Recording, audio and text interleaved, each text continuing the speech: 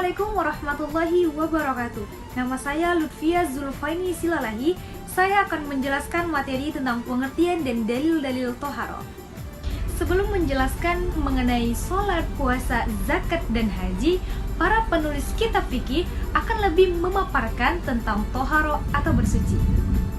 Dalam beberapa kitab fikih seperti kitab Al-Fiqih Al-Islami wa Adilatuhu karya Wahbah Az-Zuhaili, bahwa toharo secara bahasa berarti bersuci, dan toharo bermakna an-nazafah yang artinya kebersihan. Sedangkan menurut istilah, toharo berarti mensucikan diri dari kotoran, baik yang terlihat seperti najis maupun yang tidak terlihat seperti hadas. Cara mensucikannya dengan menggunakan alat mensucikan seperti air, debu, dan batu dengan cara yang disyariatkan oleh agama. Adapun dalil yang menjelaskan tentang toharo seperti hadis yang diriwayatkan oleh Abu Daud, Ibnu Majah, dan Tirmizi yang berbunyi kunci dari sholat adalah bersuci, tahrim, tahlil, takbir, dan salam. Adapun hadis yang diriwayatkan oleh Bukhari dan Muslim yang berbunyi tidak akan diterima sholat seseorang yang berhadas sebelum ia berwudu. Dan terdapat juga dalam Quran surah Al-Maidah ayat 6. Assalamualaikum warahmatullahi wabarakatuh. Perkenalkan, nama saya Najat Ikhwan. Saya akan membahas tentang benda-benda yang termasuk najis. Ada 7 benda yang termasuk najis, di antara lain sebagai berikut. 1. Segala sesuatu yang keluar dari lubang depan dan lubang belakang itu najis, baik manusia maupun binatang, kecuali air mani. Air mani manusia itu suci, karena itu jadi janin, bakal manusia, dan manusia dimuliakan Allah Subhanahu wa taala. Manusia adalah mulia sampai bangkainya juga suci, dan bakal manusia juga suci pula. Jadi, yang keluar dari lubang depan dan lubang belakang semuanya itu najis kecuali air mani manusia. Yang kedua adalah muntahan. Muntahan ialah yang keluar dari perut manusia melalui mulut. Itu disebut muntahan, itu najis juga. Yang ketiga adalah darah. Menurut Imam Syafi'i, bahwa darah yang segar dan maupun darah yang busuk itu tetap najis juga. Yang keempat adalah bangkai. Bangkai itu terdiri dari 2. Bangkai yang pertama yaitu binatang yang halal dimakan, tapi matinya tidak disembelih. Contohnya, kambing tercekik, kambing tertabrak, dan kambing keracunan. Maka disebut dengan bangkai. Walaupun awalnya dia halal dimakan, tetapi karena tidak disembelih, maka dia disebut dengan bangkai. Yang kedua yaitu bangkai yang haram dimakan, tapi disembelih juga, maka tetap bangkai juga. Contohnya seperti menyembelih ular, menyembelih harimau, menyembelih anjing dan babi. Akan tetapi, ada juga 3 bangkai yang suci, yaitu bangkai manusia, bangkai ikan, bangkai belalang. Bangkai manusia itu tidak diperuntukkan untuk dimakan, sedangkan bangkai ikan dan bangkai belalang itu boleh dimakan. Yang kelima itu arak atau minuman yang keras yang memabukkan, itu najis pula. Yang keenam adalah anjing dan keturunannya.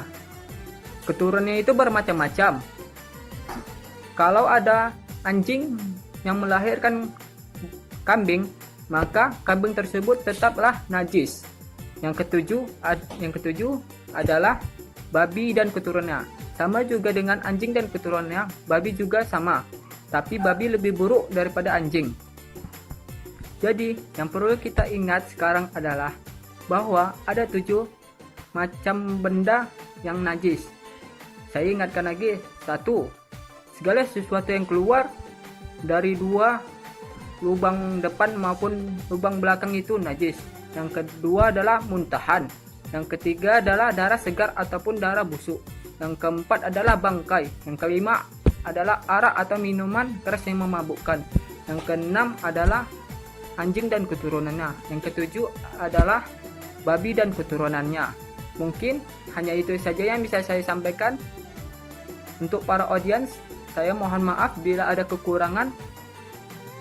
Wassalamualaikum warahmatullahi wabarakatuh. Assalamualaikum warahmatullahi wabarakatuh. Perkenalkan, nama saya Lutfi Hakim dari kelas PGMI 4 semester 1. Baiklah, pada kesempatan kali ini saya akan memberikan definisi tentang cara membersihkan najis, mulai dari najis berat, najis sedang, dan najis ringan. Baiklah, yang pertama kita akan membahas tentang tata cara membersihkan najis besar atau najis mukhalazah. Salah satunya yaitu air liur anjing. Nah, jika kita terkena air liur anjing, kita wajib membersihkannya dengan cara menyiram sebanyak 7 kali, dan di antara penyiraman tersebut dibarengi dengan tanah liat. Yang kedua yaitu najis mukhafafah atau najis ringan. Najis ringan ini tata cara pembersihannya yaitu membersihkan air pada tempat yang terkena najis. Nah, diantaranya najis ini adalah kencing anak bayi. Yang terakhir yaitu najis sedang atau najis mutawasitoh. Najis mutawasitoh adalah najis yang terbagi menjadi 2 bagian. Yang pertama najis mutawasitoh ainiyah, yang kedua najis mutawasitoh hukumiyah. Najis mutawasitoh ainiyah, tata cara pembersihannya yaitu dengan cara menghilangkan rasa, warna, dan bau sampai dengan hilang, benar-benar hilang warna, rasa, dan bau tersebut. Yang kedua adalah najis mutawasitoh hukumiyah, yaitu najis yang tak tampak rasa, warna, dan bau, dan tata cara pembersihannya yaitu dengan cara menghilangkan dan membasuh benda yang terkena najis. Sekian dari saya, itu tadi pembahasan tentang tata cara pembersihan najis, baik najis berat, najis ringan, dan najis sedang. Assalamualaikum warahmatullahi wabarakatuh. Perkenalkan, nama saya Alia Putri Dumayanti. Di sini saya akan menjelaskan tentang darah-darah wanita. Darah-darah wanita itu terbagi 3, yakni yang pertama adalah haid. Haid adalah sesuatu yang normal bagi wanita, yaitu dengan prosesnya keluarnya darah dari rahim wanita pada waktu-waktu tertentu. Dan di sini ada perbedaan beberapa wanita, yaitu ada wanita yang merasakan nyeri haid dan ada juga wanita yang tidak merasakan apapun. Dan batasan-batasan dari wanita haid ini adalah 1 hari, minimal 1 hari. Apabila wanita tersebut sudah melaksanakan haid 1 hari dan di keesokan harinya dia tidak melaksanakan haid lagi, maka dianjurkan bagi wanita tersebut untuk mensucikan dirinya. Dan adapun batas maksimal wanita tersebut yaitu 15 hari. Dan adapun yang dilarang bagi wanita haid ialah wanita haid tidak diperbolehkan untuk sholat, puasa, tawaf, dan membaca Al-Quran dengan cara memegang mushafnya. Yang kedua adalah nifas. Nifas adalah sesuatu yang keluar dari rahim wanita sebelum dan sesudah persalinan. Ini adalah darah nifas. Menurut Syekh Ibnu Utsaimin rahimahullah mengatakan, darah yang keluar dari rahim wanita sebelum dan sesudah proses persalinan dalam keadaan sakit atau nyeri, maka itu disebut dengan nifas. Adapun batasan-batasan nifas ialah 40 hari. 40 hari, kurang dari 40 hari, maka wanita tersebut dianjurkan untuk mensucikan dirinya.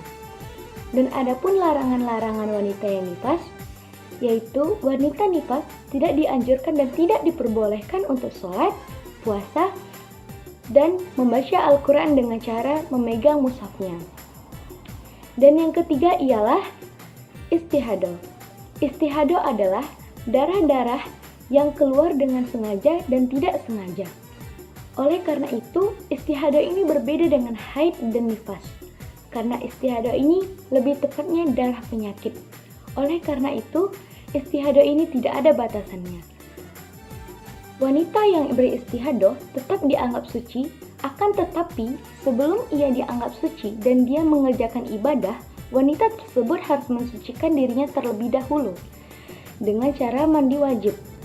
Setelah wanita tersebut mandi wajib, maka wanita tersebut masih tetap dianggap suci dan bisa melakukan ibadah-ibadah seperti sholat, membaca Al-Quran, dan lainnya.